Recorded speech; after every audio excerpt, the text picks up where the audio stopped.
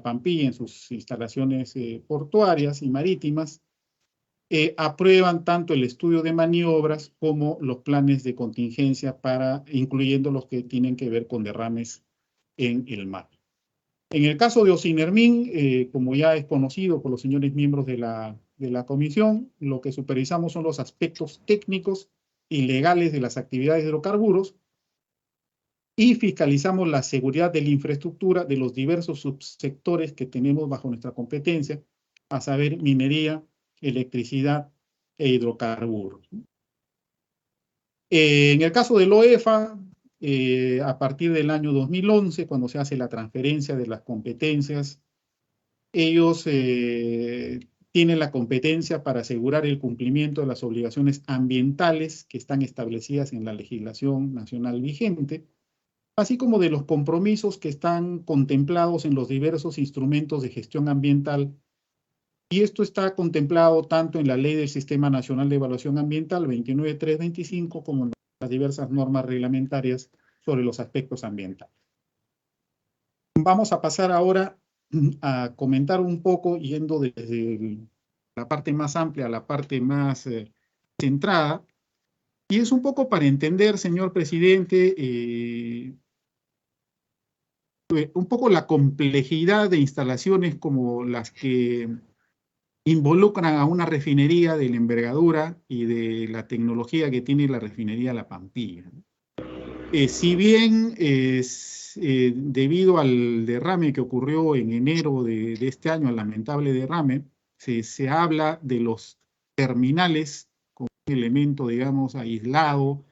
Lo cierto es que cuando hablamos de las instalaciones de Relapasa, en este caso, que es la empresa operadora de estas instalaciones, estamos hablando de una instalación industrial compleja, que abarca tanto lo que viene a ser la propia instalación donde se produce el procesamiento o el refino de crudo para producir diversos hidrocarburos que puedan ser comercializados para su uso, como también propiamente ya las instalaciones de una planta de venta, que es donde se hace ya la comercialización hacia distribuidores mayoristas y finalmente para poder llegar al consumo de los diversos consumidores como los que estamos sentados en la mesa de esta reunión.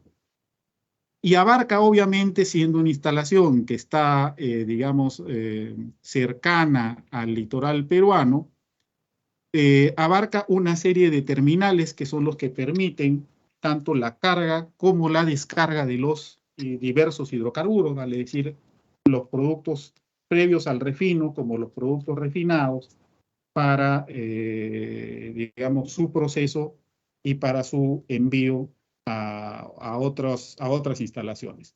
Pues a nivel de terminales, Refinería Pampilla tiene 4 terminales para hidrocarburos líquidos. Los terminales 1, 2, 3 y 4 son 3 terminales que son del tipo multiboyas, es decir, donde el buque es atado a diversas boyas para mantener su estabilidad, y luego viene la conexión con trenes de mangueras hacia las instalaciones en el fondo marino, que pueden ser PLEMS o PLETS, y desde los cuales se produce ya la carga o la descarga del hidrocarburo entre los terminales, los tanques y las embarcaciones que trasladan el producto.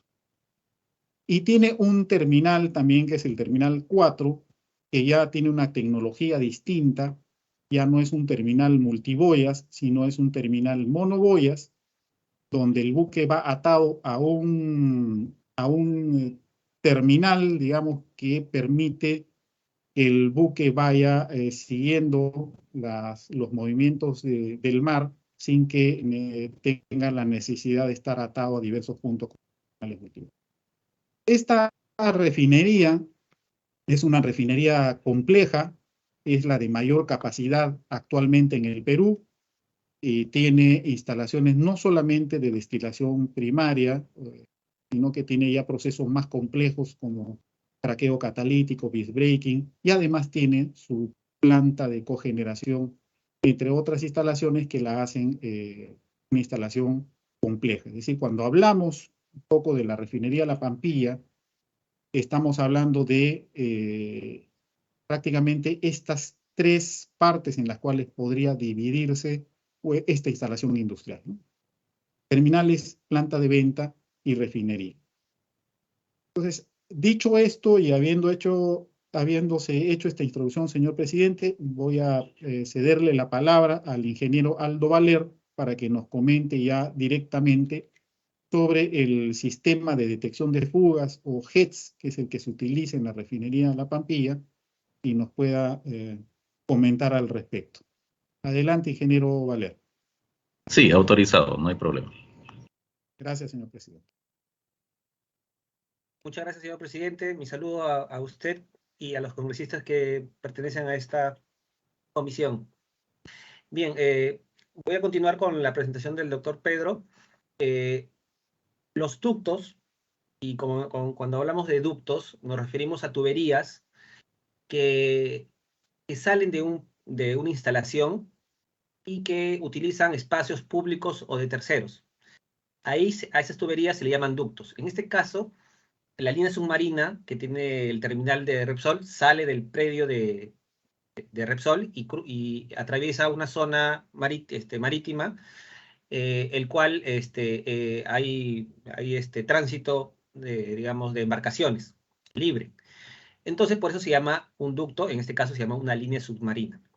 Bien, tenemos un reglamento que data del 2007, promulgado por el Ministerio de Energía y Minas, el 081-2007 EM, el cual dentro de este reglamento establece un artículo que es motivo de esta sesión, habla sobre la obligación de contar con un sistema SCADA y también contar con un sistema de detección de fugas. Es el artículo 21.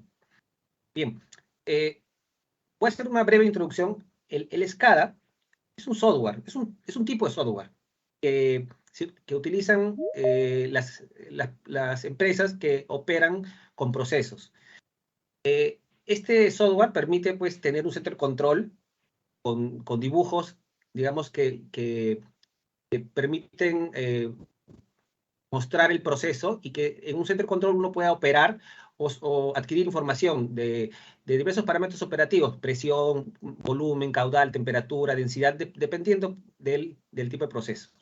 Y también permite a la vez operar la planta, parar una bomba, activar una alarma, apagar las luces. Por eso se llama centro de control. Entonces el SCADA, que es un software, permite hacer esa operación. Bien, dentro de esta obligación, lo que se le pide a los ductos en general es que tengan un sistema de detección de fugas. Normalmente, digamos, lo más común es que estos sistemas de detección de fugas, que son otro software, se alimenten de la información que proviene del SCADA. Por ejemplo, el SCADA le remite parámetros de presión y volumen que ya tienen un comportamiento estándar, ¿no?, en la instalación. Entonces, estos software de detección de fugas lo que hacen es identifican comportamientos extraños o no particulares por medios estadísticos y encienden alarmas que probablemente puede ser o no una fuga. Sin embargo, para el caso de las líneas submarinas, como este caso del Terminal 2, el operador puede implementar un método distinto, un método que no utilice la información del SCADA, pero en este caso debe ser solicitado su aprobación ante Ocinermin. En octubre del 2014, Relapasa propuso a Ocinermin utilizar un método alternativo denominado HETS. En enero del 2015, Ocinermin le aprobó este método. Posteriormente, el operador tenía que hacer un trámite ante el SENACE porque, si bien nosotros lo habíamos aprobado como método, estos instrumentos que más adelante lo voy a explicar, podrían interferir en el comportamiento habitual de la flora, fauna o el ecosistema del terminal. Entonces, el SENACE le aprobó un informe técnico sustentatorio determinando que la implementación de esta tecnología no variaba el comportamiento habitual del ecosistema del Terminal 2. Esto sucedió en agosto del 2016 y posterior a ello ya la empresa empezó a proceder a la instalación de la infraestructura. Bien, el sistema HEDS, viene de las siglas de Hydrocarbon Early Automatic Detection System, es un sistema automático de detección temprana de hidrocarburos, ¿no? Consiste en un mástil que tiene instalado en la parte superior, lo más cercano a la playa, está encima de un tanque que está muy cercano a la playa. Se instalan unos sensores, un sensor de radar y 2 cámaras de infrarrojo, ¿no? Esos se han instalado en la parte más alta de este mástil y trabajan de forma combinada, obviamente para detectar presencia de hidrocarburos sobre la superficie del mar. O sea, este sistema lo que detecta es hidrocarburos en la superficie. Este hidrocarburo podría venir del propio terminal, podría venir del buque durante las operaciones de carga y descarga, o también podría venir a veces las embarcaciones que cruzan por el terminal, a veces vierten un tipo de aceite, ¿no?, propio de las embarcaciones, y bueno, también es posible detectarlo, ¿no?, porque funciona similar a un hidrocarburo. Finalmente, el aceite es un hidrocarburo, un derivado del hidrocarburo. Como se puede percatar, ellos no utilizan, este sistema no utiliza, pues, parámetros operativos de presión, temperatura del terminal, sino que es un sistema independiente. Ambos trabajan de forma combinada. Uno detecta la diferencia entre la rugosidad que hay en el hidrocarburo respecto al agua del mar, y el otro detecta la diferencia de temperaturas que hay también entre el hidrocarburo y la temperatura del mar, ¿no? Esas diferencias hacen que estos sistemas de forma independiente detecten, y basta que uno lo detecte, bueno, crea una alarma que luego es transmitida al panel de control que está en tierra para que se activen los procedimientos de contingencia, ¿no? Como todo sistema, no es perfecto, tiene un umbral de detección. En este caso, como sistema tiene una restricción de operación que depende de la velocidad del viento. Cuando la velocidad del viento está entre 2.5 y 12 metros por segundo, este sistema puede detectarlo. Este campo, según un estudio que hizo Repsol al momento de aprobarle, ocurre en el 94% del tiempo, digamos, estadísticamente, ¿no? Puede ser algunos momentos en la mañana, en la noche, cuando la velocidad del viento es menor, y muy pocas veces cuando es mayor, ¿no? Bien, ¿cómo controla la refinería de Pampilla sus operaciones, ¿no? La refinería de Pampilla, como lo habló el doctor Pedro, es una instalación compleja. Digamos que el terminal es una de las instalaciones menos complejas de todos los procesos que tiene, ¿no? Y eso debido solamente a la cantidad de instrumentos, ¿no? Los procesos de destilación y de vacío, de craqueo, tienen más de 100, 200 instrumentos dentro del proceso, mientras que el terminal básicamente tiene 5, más los tanques que son 17, y son muy pocos. Entonces, solamente en cantidad nomás es un proceso más simple. Pero la Pampilla lo que tiene es un software. Su arquitectura está basada en un sistema de control distribuido. Este software cumple las mismas funciones que el SCADA. Permite recoger información de forma remota y también puede operar el sistema, digamos, la operación del proceso de forma remota desde un centro de control. Cumple con la misma función. ¿Cuál es la diferencia? Es que el sistema SCADA es un sistema más económico, donde la arquitectura del software hace que todo se hace en cadena, mientras que el sistema electrónico distribuido, como dice su nombre, es distribuido y no lo centraliza.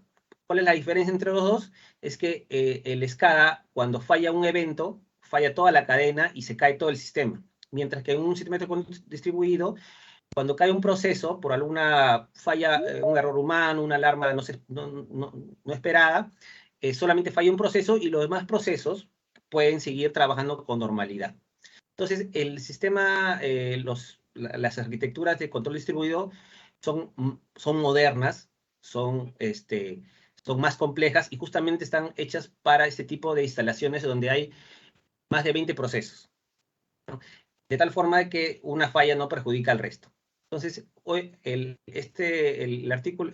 reglamento de transporte por ductos dejó en el 2007 un artículo que indicaba que cuando se desarrollen, haya desarrollos tecnológicos en el tiempo, ¿no? Se utilizará la norma que tenga mayor exigencia en materia de seguridad. En este caso, Pampilla, la refinería Pampilla utiliza un sistema acorde a su complejidad, ¿no? Y es mucho más seguro que el SCADA. Bien, acá hemos hecho una cronología del sistema de detección de fugas. Como le había comentado, en el año 2015 le aprobamos Ocinermin le aprueba un método de detección de fugas, todavía no lo construye, solamente le aprueba el método. En agosto el SENACE le aprueba este instrumento de técnico sustentatorio, ¿no? En octubre, en este lapso entre agosto y octubre empiezan a instalar la infraestructura, básicamente un mástil, las cámaras y todo el cableado. Y en octubre nos convoca Relapasa a hacer una primera prueba. Esta prueba va un especialista de esta unidad y los resultados de detección que fueron, digamos, a distancias cercanas fueron satisfactorias. O sea, es decir, que el sistema empezó a detectar la presencia de hidrocarburo, que en este caso no se vertió hidrocarburo, se vertió aceite de pescado, que tiene propiedades similares a un hidrocarburo, como método de prueba. Lo mismo pasó en diciembre de 2016, a finales, nos convocaron a una segunda prueba, fue un supervisor de Ocinermin, y el sistema pudo detectar. Claro que el supervisor hizo algunas observaciones respecto a que, por ejemplo, dos pruebas realizadas a una misma distancia, aparentemente en las mismas condiciones, pero en diferentes momentos, tuvieron un tiempo de detección distinto, ¿no? Uno muy corto y uno un poco largo. Entonces, eso fue motivo de una observación del supervisor que en el 2017 fue aclarado por Relapasa, indicando que si bien las condiciones parecieran las mismas, pero también hay que tener en cuenta que la dirección del viento puede ser distinta y en algunos casos el vertido de prueba que se hace podría dispersarse, podría quedarse digamos, estancado, ¿no? Y eso varía el tiempo de detección. Además que al utilizar radares que van con digamos, van barriendo el terminal, también habría que ver la posición del radar en el momento del vertido, porque más o menos la frecuencia de barrido es de cada 15 minutos, o sea, cada 15 minutos hace un barrido completo. Ahí es donde podría detectar. Entonces, hay muchas condiciones que no permiten una repetitividad en una prueba, ¿no? Por más, a pesar que pueda tener las mismas condiciones. Bueno, en el 2017, en diciembre, una vez que Ocinermin revisó estos descargos, procedió a archivar el procedimiento de supervisión, dando por satisfactorio las pruebas realizadas. Sin embargo, se recomendó que se hagan más pruebas a distancias mayores. El terminal 2, que es el terminal más largo, está más o menos a 4.200.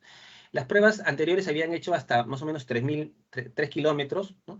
Entonces, en el 2019 nos convocaron nuevamente a hacer una prueba ya operativa con un vertido, pero esta vez a distancias mayores, ¿no? 4.200, 4.300 metros.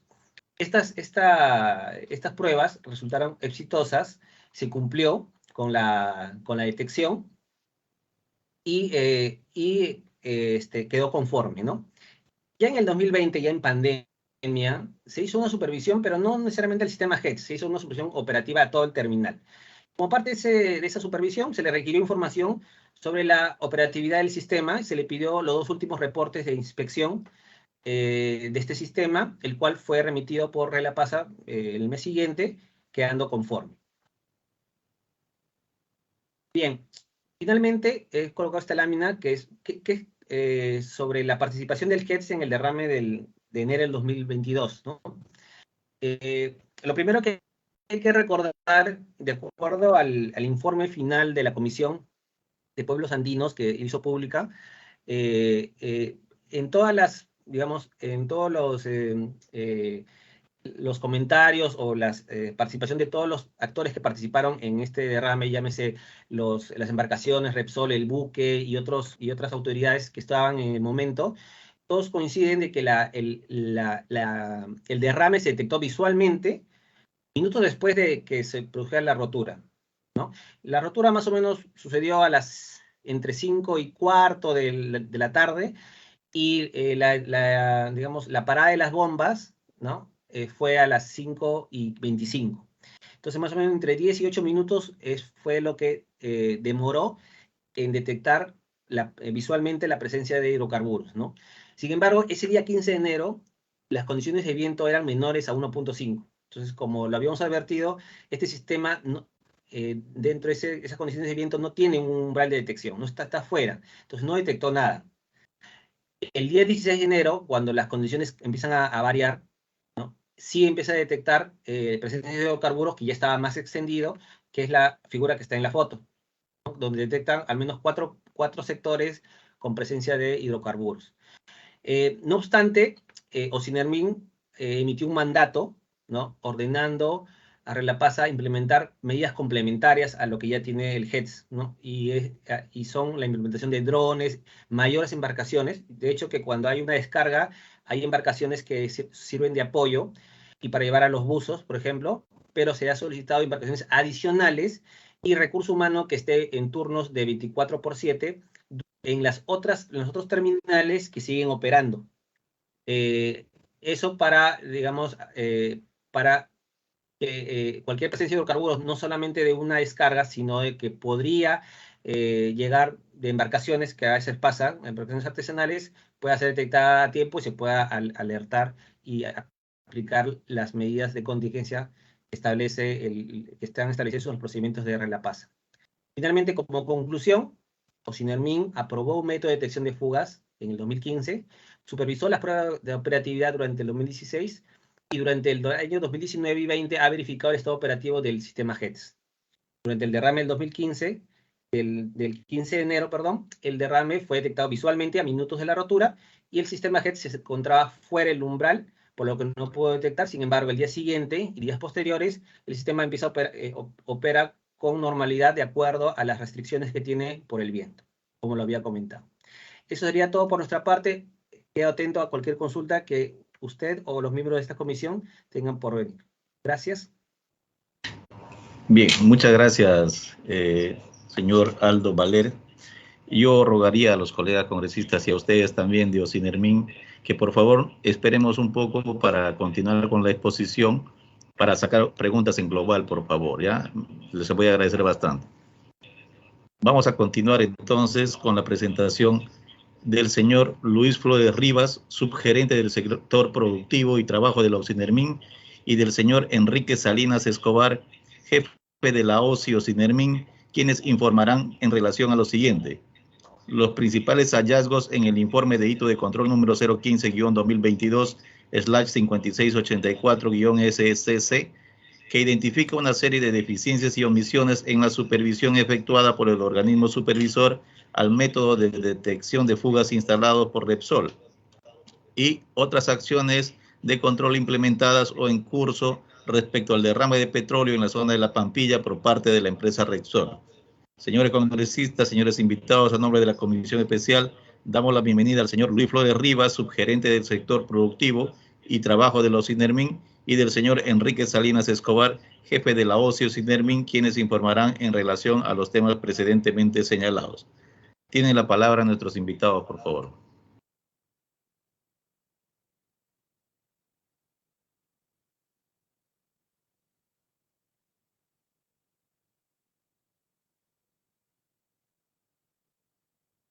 Señor presidente de la Comisión Especial de Seguimiento a Emergencias y Gestión de Riesgos de Desastre de COVID-19, señores congresistas, señores presentes, en esta oportunidad reciban el saludo del señor Contralor General de la República, quien en representación de él estoy participando, así como con la colega Susana Hagi. En esta oportunidad hemos preparado algunas diapositivas un poco para conceptualizar con mayor exactitud el tema. Siguiente, por favor.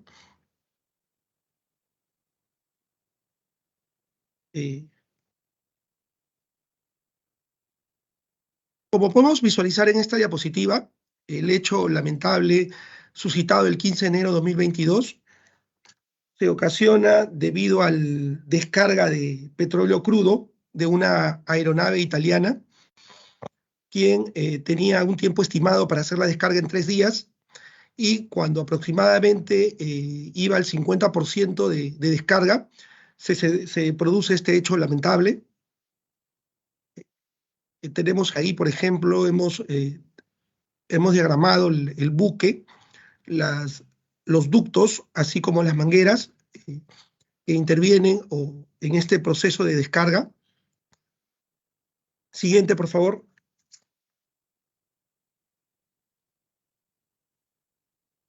Como bien lo han mencionado los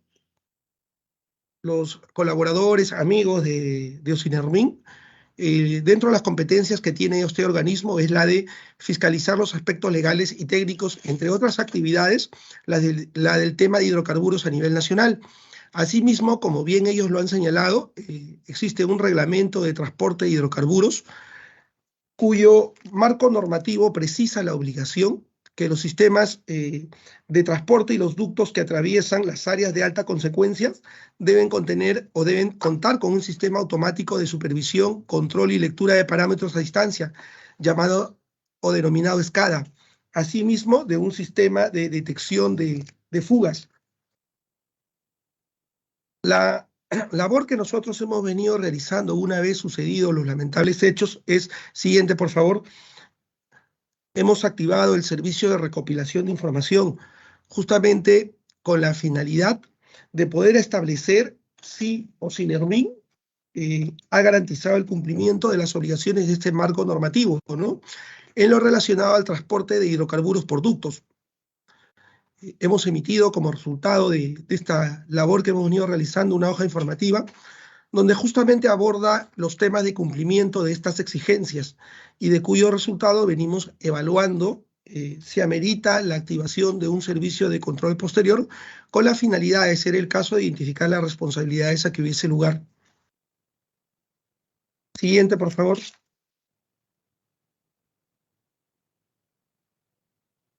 No obstante, esta situación, como parte de las acciones de control simultáneo, de acompañamiento a la gestión y a fin de evitar hechos repetitivos, y de ser el caso, como el que voy a revelar, hemos advertido una situación adversa al titular de la entidad para que se adopten los correctivos.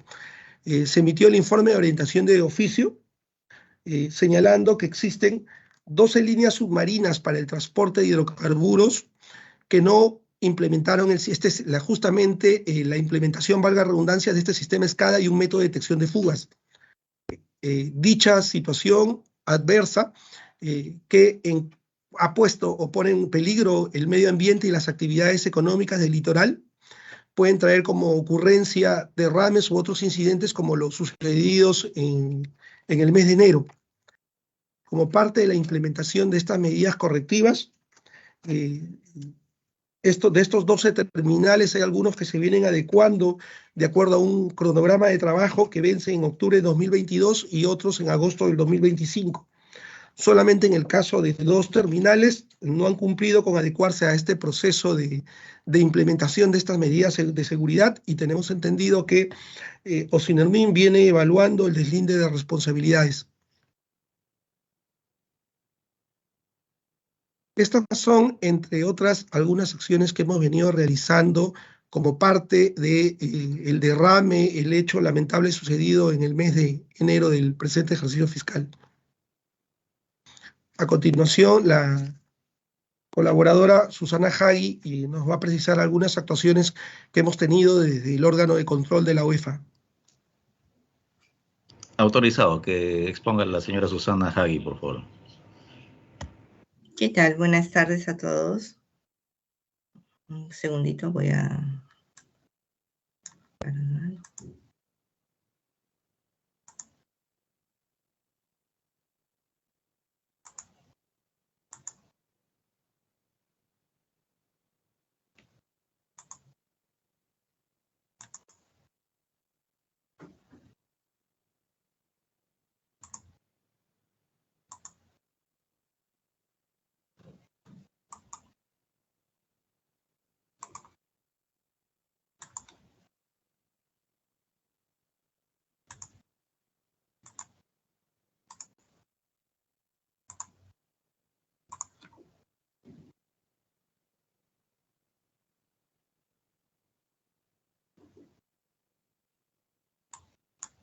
No está cargando.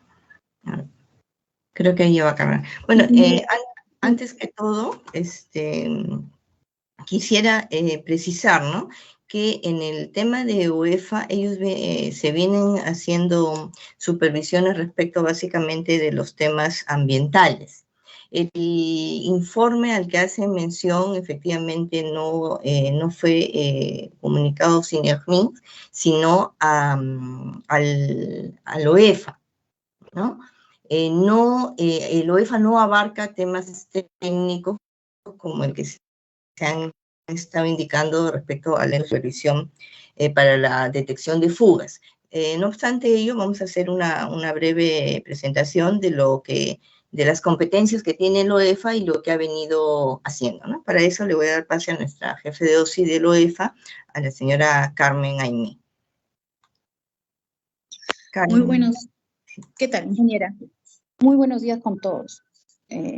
Como parte del OEFA y continuando con la exposición, se procederá a indicar los informes de servicio de control simultáneos que hemos emitido, acompañando las supervisiones de la OEFA.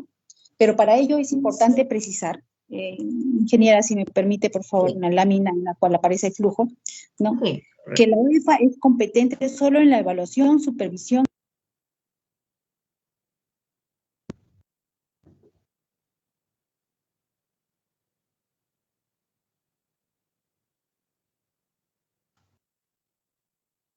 Se le fue el audio, me parece, o se desconectaron. ¿Aló? Sí. ¿Aló? ¿Me escuchan? Siga. Sí, le escuchamos, por favor, siga. Bueno, ¿qué tal? Continuando con la exposición, le indico, pues, ¿no?, que los informes emitidos como parte de nuestra labor en OEFA fue al acompañamiento de la supervisión de los supervisores de esta entidad. Entonces, para ellos es importante precisar que la competencia de la OEFA es solamente sobre la función de evaluación, supervisión, fiscalización y control en materia ambiental. Lo dispone la Ley 29325, Ley del CINEFA, que está también regulada por el Decreto Supremo 01-2010 del MINAN y una resolución del Consejo Directivo 01-2011 OEFA-CD. Entonces, si ustedes pueden ver el flujo que aparece aquí, que dice flujo de emergencia ambiental, ¿no? Vamos a exponer un breve detalle de cómo funciona el flujo. Pero para ello también indico que en caso de emergencias ambientales, la función de la OEFA era solo supervisar el cumplimiento de acciones para contener y mitigar los impactos del derrame y otras acciones indicadas en el plan de contingencia. Entonces, nuestros informes, que son 3, 2 de hito y 1 de visita de control, fueron selectivos al producto y a las etapas de la emergencia, pero reportan todo, o sea, pero ha sido selectivo en todo el tramo del flujo, desde el reporte preliminar, desde que se activó la emergencia, que fue en el aplicativo de la OEFA por parte de Relapasa, así como también el acompañamiento en las fases de ejecución de los planes de acción de primera respuesta. Entonces, también indico, y lo tengo que poner aquí en plena reunión, que nuestros informes se sustentan en evidencias que forman parte de actas de supervisiones, y estas actas de supervisiones son de carácter confidencial, por lo tanto, tenemos que ser un poco escuetos para narrar los hechos, para no vulnerar esta norma. Voy a dar pase al ingeniero Calderón, quien nos va a exponer el flujo y luego va a dar los alcances de los 3 informes emitidos, para después finalizar yo con las acciones que vamos a adoptar y culminar. Ingeniero Calderón, le doy pase. Autorizado. Buen día. Gracias, señor presidente. Buen día. Estoy por vuestro intermedio a los señores congresistas, amigos del CINERMIN y colegas de la Contraloría. Bien, en pantalla tienen de manera resumida el flujo de la actuación del OEFA ante emergencias ambientales, y este inicia con el registro por parte de Relapasa de la emergencia, para luego remitir un reporte preliminar de emergencia ambiental. Ese es el documento mediante el cual dan detalles preliminares de la ocurrencia de la emergencia. Posteriormente, el OEFA, tomando conocimiento en la diapositiva 9, por favor, ingeniera Susana, Después de tomar conocimiento la UEFA de este reporte, inicia las acciones de supervisión, las cuales están orientadas a la diapositiva 9, por favor, ingeniera. Estas acciones de supervisión que hace la UEFA están orientadas a verificar específicamente obligaciones de carácter ambiental. Insisto, no de temas técnicos ni de seguridad, eso es competencia de los INERMIN. Sin embargo, hay obligaciones ambientales como aquellas contenidas en el plan de contingencias, en el reglamento de protección ambiental y otras cuyo cumplimiento es verificado por el UEFA. Después de ello, bueno, regulariza un plan de supervisión en la cual detalla qué obligaciones está supervisando, y después hay una obligación importante, la cual resalto, es sobre la presentación de un plan de acción de primera respuesta. Ingeniera Susana, si podría poner la diapositiva 9, por favor. Este plan de acción de primera respuesta contiene las actividades que debe realizar el administrado para poder atender la emergencia y contiene acciones de contención, recuperación, limpieza, remediación, compensación, y entre otras. Y este plan es supervisado por el UEFA una vez que el administrado comunica la culminación de este plan. En este caso, el UEFA ha venido efectuando supervisiones durante todo el proceso de la ejecución de este plan, y también ha verificado si estos han sido culminados con satisfacción, es decir, si es que han detectado o no que las zonas afectadas hayan sido limpiadas en su totalidad. Después de ello, emite informes de supervisión, y en caso detecte que aquellas zonas que no han sido limpiadas, por decir un término general, en su totalidad, ordena al administrado un plan de rehabilitación, el cual es tramitado ante el Ministerio de Energía y Minas, y posteriormente a su aprobación es supervisado por el UEFA. Ahora, en pantalla están viendo, en resumen, el proceso que les acabo de explicar y la participación del OSI de la UEFA durante este proceso. Durante la primera etapa, que es la comunicación de la emergencia y las primeras acciones de supervisión que ha hecho la UEFA, este OSI efectuó una visita de control, cuyos resultados están contenidos en el informe 01-2022. Asimismo, durante la ejecución de las acciones de primera respuesta por parte del administrado, el OSI de la UEFA ha participado en las 3 etapas. Durante la planificación de estas acciones, realizando el servicio de control concurrente, cuyos resultados están contenidos en el informe 07-2022. Durante la ejecución de estas acciones de primera respuesta, también se ha efectuado un servicio de control concurrente, que es el segundo hito, cuyos resultados están contenidos en el informe 015, el cual hace mención usted, señor presidente, en su oficio 146, precisando que este informe no está vinculado a deficiencias u omisiones respecto al sistema de detección, sino más bien al seguimiento que ha hecho el OEFA respecto a la ejecución de acciones de primera respuesta de carácter ambiental en atención a la emergencia ocurrida el 15 de enero. Siguiente diapositiva, por favor, ingeniera.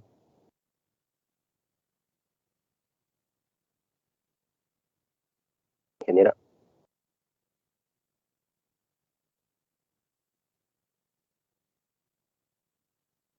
¿Aló? Voy a volver a quitar y volver a compartir, ya, porque no está corriendo. Yo lo corro en pantalla, pero ustedes no lo ven, parece. ¿Le parece si comparto yo, ingeniera, para seguir con la... Bríndenos el pase, ingeniera. Lo va a hacer el ingeniero Calderón. Bien, ya están viendo mi pantalla, ¿no? Sí. Okay, bien, okay, perfecto. Como les decía, el OSI de la UEFA ha participado en todo el proceso de atención de la emergencia desde que toma conocimiento y durante el desarrollo de las acciones de primera respuesta. Y los resultados los voy a resumir en las siguientes diapositivas. Respecto a la visita de control, que está relacionada al momento en el que la UEFA inicia las acciones de supervisión y bien toma conocimiento de esta emergencia, identificó 2 situaciones adversas. La primera está relacionada a la identificación de obligaciones fiscalizables en su ficha de obligaciones. Esta situación adversa está relacionada a que en el momento en el que el OEFA toma conocimiento de los hechos, debe identificar qué compromisos o qué obligaciones de carácter ambiental debe ejecutar el administrado. Esa identificación de obligaciones es la que dirige las acciones de supervisión. Sin embargo, nosotros identificamos que en esta lista de obligaciones o compromisos ambientales no estaba considerada la totalidad de las obligaciones del administrado y estaban considerando normativa que no estaba actualizada, específicamente un plan de contingencia que estaba aprobada en el 2003 cuando se contaba con planes de contingencia actualizados. Entonces, esta situación la revelamos y a partir de ello fue comunicado al titular para que adopte las acciones necesarias. Asimismo, comunicamos una situación adversa relacionada a que el equipo de supervisión obtuvo medios probatorios con demora en la atención de esta emergencia relacionada al acceso y recopilación de información que consideramos había efectuado con demora respecto al punto cero, a la zona de origen del derrame, ya que se presentaron ciertas demoras en su acceso, ingresando todavía 2 días después de iniciada la emergencia. Estas situaciones adversas fueron comunicadas al titular y a partir de ello adoptó acciones para corregir estas situaciones adversas. Como comenté también, se efectuó un servicio de control concurrente sobre la ejecución misma de las acciones de primera respuesta por parte del administrado y se emitieron 2 informes de hito de control. El primero el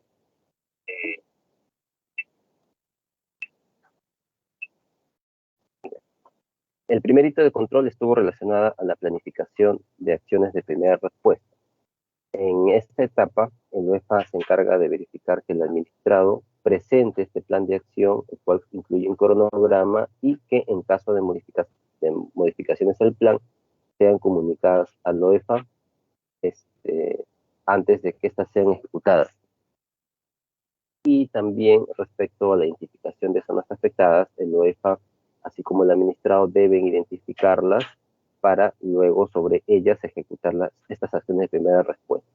En base a esta participación, estas competencias del OEFA, se advirtió que el OEFA habría omitido no habría advertido la omisión en la presentación del plan como tal de estas acciones de primera respuesta, ya que el administrado presentaba cronogramas e informes y que estas modificaciones no habían sido reportadas previamente al OEFA antes de que sean ejecutadas, no se presentaban después. Y sobre la identificación de las zonas afectadas, se identificó en ese momento que las zonas que el OEFA consideraba y la denominación y la georreferenciación de estas zonas no coincidía con la georreferenciación y la denominación de algunas de las zonas que identificaba Pampilla. Identificamos que eso podría constituir un riesgo respecto a la identificación total de zonas afectadas sobre las cuales tenía que actuar el administrado. Posteriormente ya han adoptado las acciones para superar esta situación.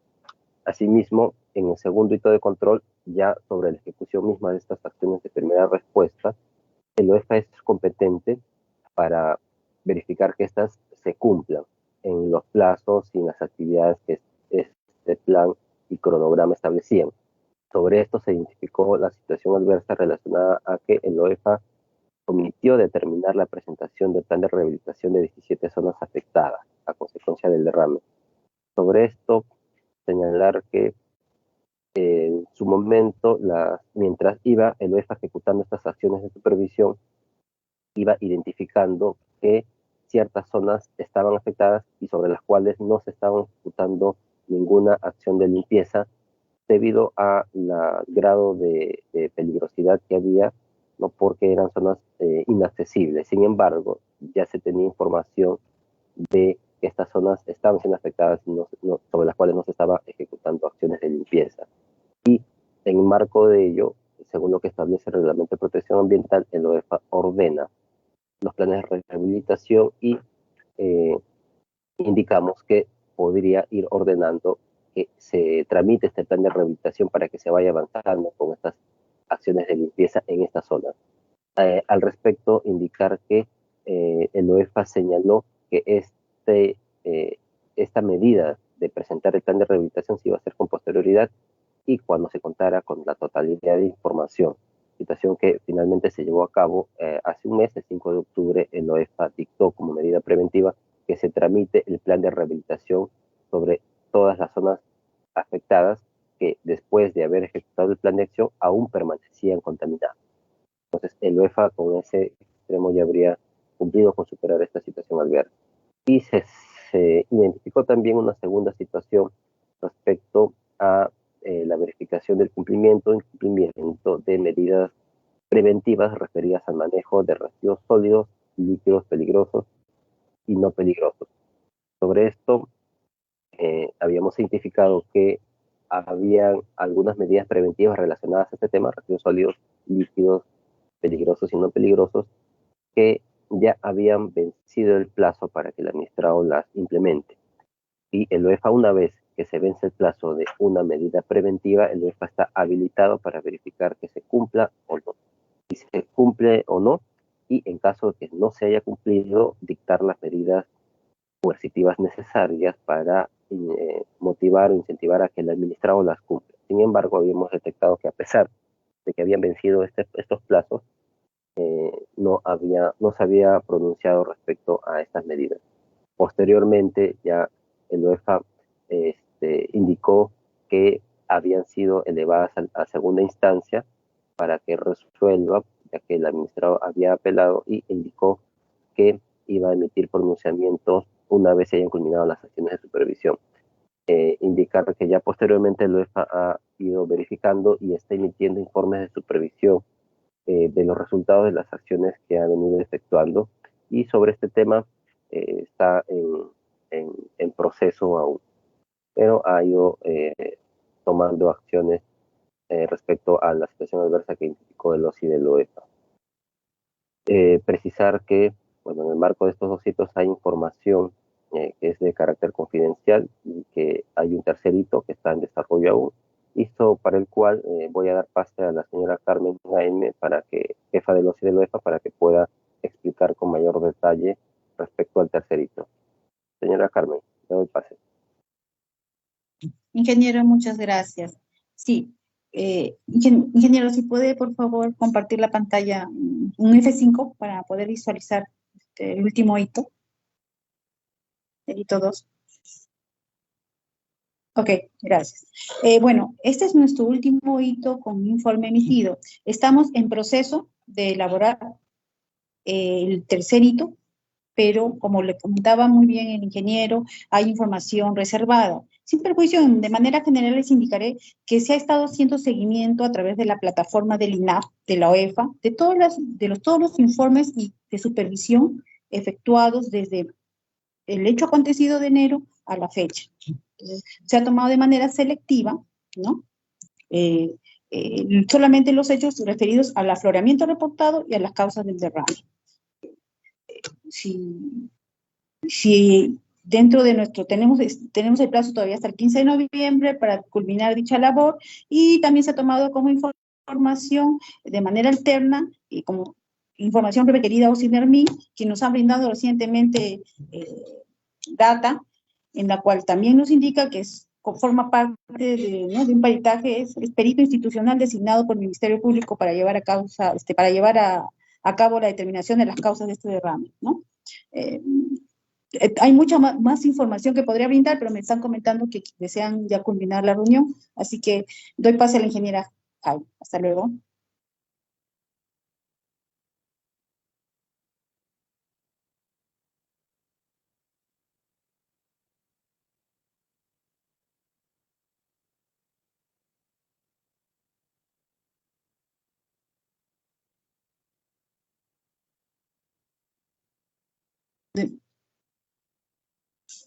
Señores. ¿No? No hay audio, señores. Aló, ¿hay audio? Disculpen. Recién se copia. ¿Ya culminaron la exposición? Disculpen. Así es, así es. Ah, ok. Bien, muchas gracias. Colegas congresistas, habiendo culminado el informe de las dos entidades en esta presente sesión, yo ofrezco la palabra a los congresistas para que formulen algún tipo de preguntas o consultas, por favor, o comentarios. Bien, y yo, como presidente de la comisión y preocupado por este informe de hito de control número 15-2022, justamente hemos tratado de hacer esta sesión extraordinaria para dilucidar algunos temas referente ya en sí a las consecuencias, bueno, al derrame en sí y por qué se pudo haber dado, o el control posterior que también hicieron, el concurrente y tanto posterior de seguimiento y posterior. Había la preocupación de que en este informe de hito de control 015 se identificaban una serie de deficiencias, ¿no?, y omisiones en la supervisión efectuada por el organismo supervisor al método de detección de fugas, que era básicamente el que está instalado en Repsol y que era parte de la preocupación, ¿no? Y yo en sí he detectado algunas cositas que me gustaría preguntar a ambas entidades o ambos entidades dentro de los INERMIN respecto al tema que hemos tratado. Yo, por ejemplo, llamo mucho la atención y me gustaría, no sé si quién me puede responder, si el sistema de fugas que ha estado utilizando esta entidad Repsol es el ideal o no ha sido el ideal para prevenir justamente estos derrames de petróleo. Eso por un lado. Llama también poderosamente la atención que este hito de control, según lo que entendía en la última parte, es que todavía está en proceso y que hasta el 15 de noviembre deben tener algunos resultados, porque también siguen pidiendo información a Ocinermin, eso es lo que entendí, me parece, y que por eso es que Ocinermin no tiene el informe de hito de control número 15, que lo dijeron al inicio de la exposición. Bueno, eso también lo tienen que aclarar, por favor, en la respuesta que nos puedan dar.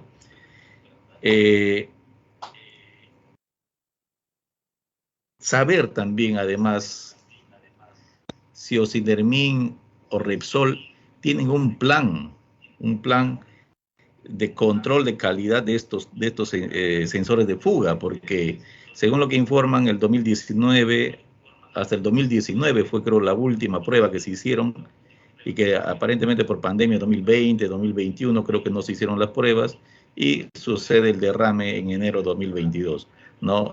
Yo quisiera saber si es que tienen por parte de Ocinermin o por parte de Repsol todo un plan de evaluación de estos sistemas de fuga. Es como hacer un check-in, ¿no? Yo soy anestesiólogo y cada que voy a dar anestesia reviso mi máquina de anestesia para garantizar justamente la atención a mis pacientes que sea de calidad y con garantía. Entonces, yo también, como el piloto, que cuando va a encender el avión hace todo un sistema de prueba de cada vuelo que hace. Lo mismo pregunto yo, ¿hay un plan establecido para el control de este sistema de fugas o por Ocinermin o por Repsol? Y si lo hay por Repsol, Ocinermin supervisa solo ese informe que hace Repsol o tiene también otra entidad que hace esta supervisión del sistema de fugas, ¿no? Porque si no, quizás también se hubiera podido detectar a tiempo y no llegar al desastre que pudo haberse causado, ¿no? Y a los amigos también de la Contraloría preguntarle si es que en la fecha la OSI va a continuar con un control posterior para que siga determinando las sanciones correspondientes que ayudan también a la OEF a tomar ciertos criterios también de sanciones a esta entidad, ¿no? Que creo que no sé si se estarán todavía implementando las acciones justamente de sanción o si ya están habiendo la remediación de los daños, también que ya también ustedes nos han estado informando, pero que también en la Comisión de Pueblos Andinos también se está haciendo seguimiento, inclusive hubo una verificación el día de ayer, en la mañana, hicieron in situ, creo, una supervisión de cómo está actualmente el tema del daño ambiental, ¿no?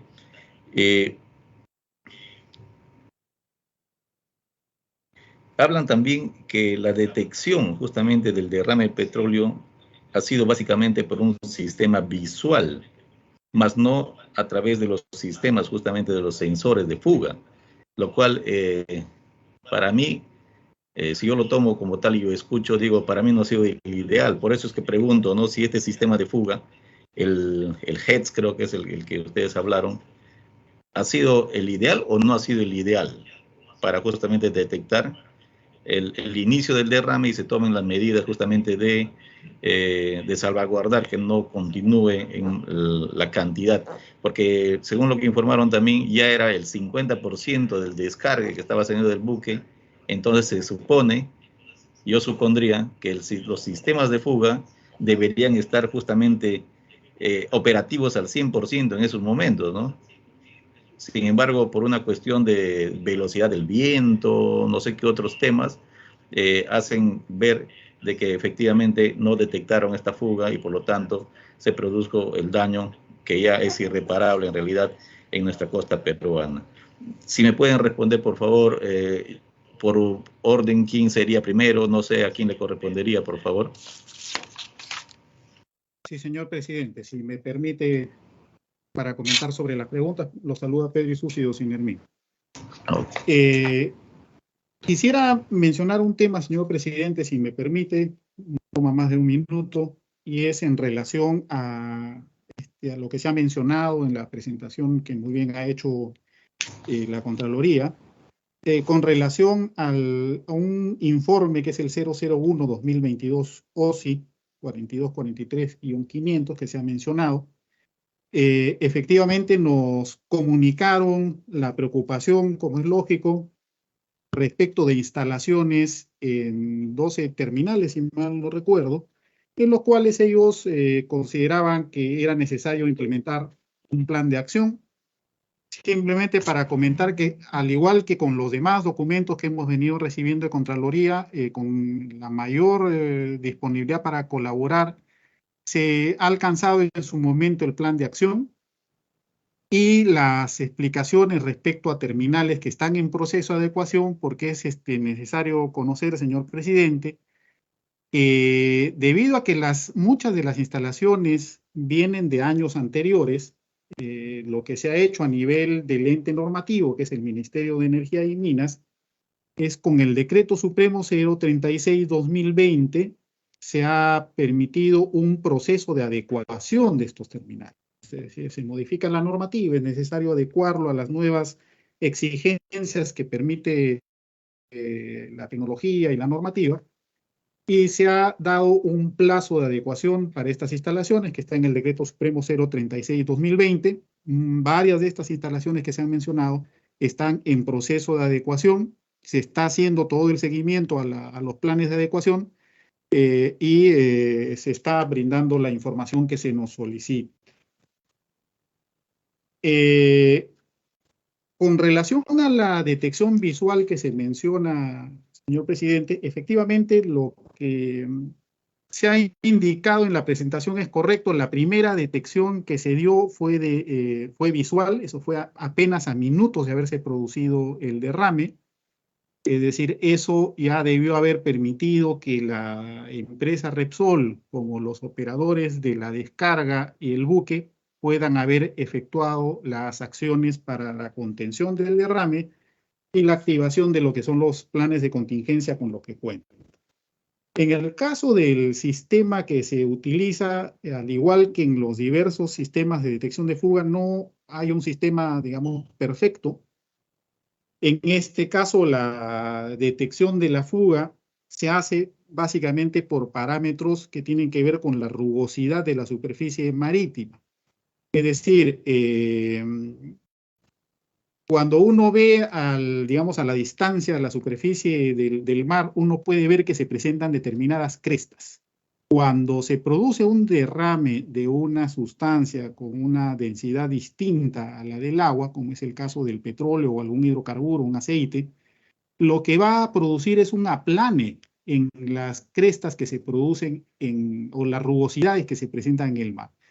Entonces, el barrido que hace este radar lo que permite es detectar aquellos casos en los cuales estas crestas no digamos, no tienen la rugosidad normal de la superficie marítima, y eso es lo que permite dar una alerta.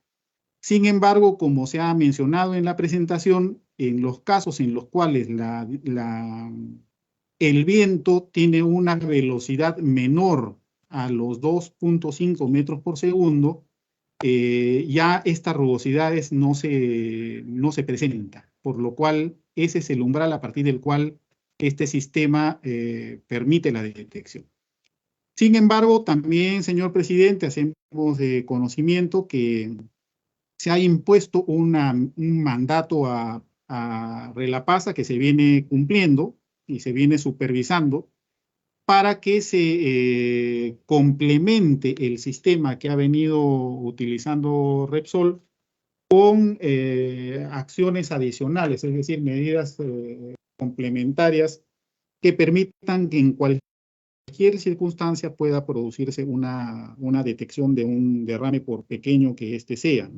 Entonces, no sé, voy a darle el pase al ingeniero Valer por si quisiera agregar algo desde el punto de vista ya técnico. Sea un sistema que ya no Autorizado. Gracias, señor presidente.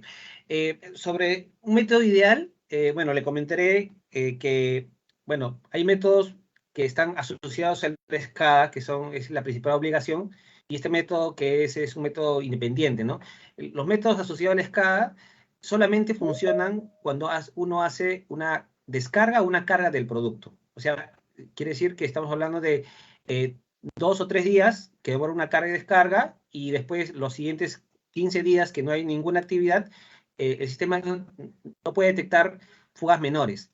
Solamente podría detectar una fuga de entre el 80 al 100% del caudal, o sea, casi toda una rotura completa, porque digamos, estos sistemas que lo ofrecen en el mercado se basan en comparando cómo es el caudal de una descarga normal, ¿no?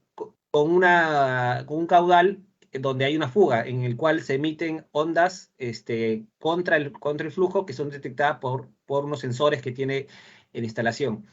Este método que usa Repsol, que no lo usan el resto de terminales,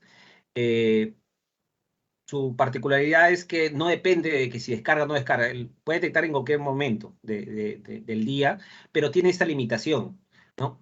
Como le digo, ningún sistema en la actualidad es perfecto. Todos tienen una condición, ¿no?, operativa.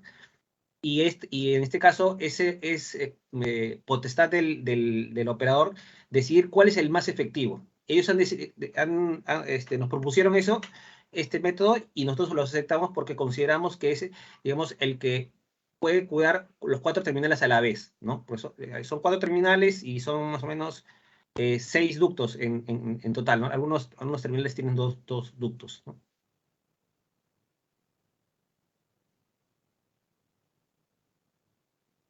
Los amigos de la OSI tienen alguna respuesta también, por favor.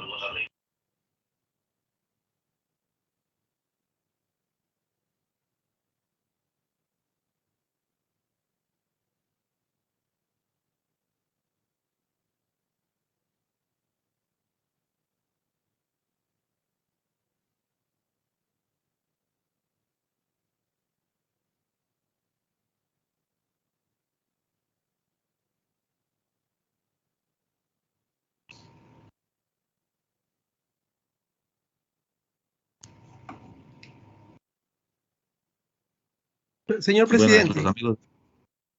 señor presidente, disculpe, una precisión. Como bien lo hemos mencionado, iniciado o suscitado los lamentables hechos, inmediatamente nosotros hemos activado los servicios de control que corresponden, en este caso el de recopilación de información. Hemos revisado, analizado diversa documentación y producto de ello venimos evaluando la activación del servicio de control posterior para, de ser el caso, identificar las responsabilidades a que hubiese lugar. Asimismo, a fin de evitar hechos repetitivos y que se fortalezcan los controles, es que hemos participado a través de un control simultáneo en la modalidad de orientación de oficio. Y no es porque estimemos necesario, sino porque el marco normativo establece medidas de seguridad y dentro de nuestras funciones justamente es velar por el cabal cumplimiento del marco normativo. Ok, muchas gracias, señor Luis Flores. Si algún colega congresista desea hacer alguna consulta más con respecto al tema tratado, por favor. Bien, no habiendo más consultas, yo les agradezco de verdad, como presidente de la Comisión Especial de Seguimiento de Emergencias y Gestión de Riesgos de Desastre, justamente lo que tratamos de también nosotros hacer es un trabajo de seguimiento y a la vez preventivo también, ¿no? Porque creo que estas cosas, estos sucesos tenían que haberse justamente visto la posibilidad de que no sucedan en realidad. Y por eso es que hacíamos la pregunta de justamente si es que había todo un sistema de control posterior, si había también un plan justamente por parte de Ocinermin o por parte de Repsol de supervisar en forma continua sus sistemas de detección de fugas, ¿no? Para prevenir sucesos que no querramos nunca más vuelvan a suceder en nuestro litoral peruano. Yo agradezco de antemano y un abrazo fraterno y especial a nuestros invitados, tanto de Ocinermin como de la OSI Ocinermin, y les doy pase para que ustedes se retiren cuando consideren necesario. Muchas gracias. Muchas gracias, señor presidente. Muchas gracias, señor presidente, por la invitación. Muchas gracias a ustedes. Muchas gracias, señor presidente. Bien, colegas congresistas, finalizada la absolución de las preguntas, agradecemos a todos nuestros invitados por haber participado en esta importante sesión. Colegas congresistas, finalmente solicito la aprobación del acta de la presente sesión con dispensa de su lectura para implementar los acuerdos adoptados. Si no hay oposición, se dará por aprobada. No habiendo oposición, el acta ha sido aprobada por unanimidad. Colegas congresistas, señores invitados, agradeciéndoles su presencia y siendo las 10 de la mañana con 16 minutos del día 8 de noviembre de 2022, se levanta la octava sesión extraordinaria, haciéndoles presente que la transcripción del área de transcripciones, así como el audio y video de dominio del Congreso, son parte integrantes del acta de sesión. Muy buenos días. Buenos días, presidente.